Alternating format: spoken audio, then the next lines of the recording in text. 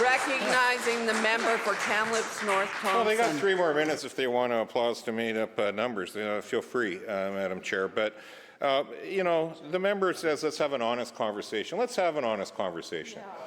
At a time when people are looking at a 23% increase in carbon tax, and the government may like to focus on just that singular increase, but I would remind the member that his leader has made it very clear that they have every intention to go to $170 a tonne. So let's look at what $170 a tonne looks like over the next few years to an average household.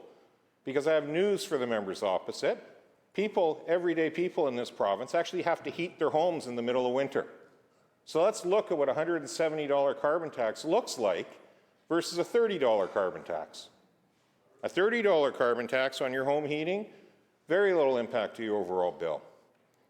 A $170 home heating carbon tax on a tax bill where you consume about $53 a month in actual gas will cost almost $200 a month in carbon tax for $53 of natural gas to heat your home in the middle of winter.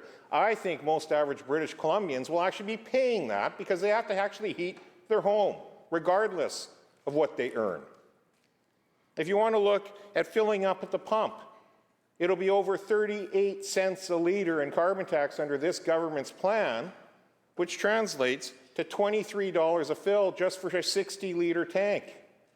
That's not even talking about the 14.5 cents a litre of provincial fuel taxes that should be removed at the pump, but this government refuses to remove them at the pump.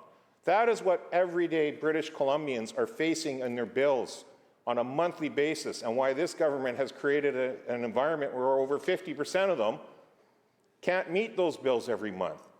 Why decisions are being made about going to the grocery store or having enough fuel in the tank to be able to get to work so you can actually still have your job, especially in areas where transit isn't prevalent. So that's the reality of what is happening under taxation, and only this government can say that adding $22 billion to the overall tax bill has made life more affordable for people in British Columbia. The math simply doesn't add up. These are numbers directly out of their own budget book.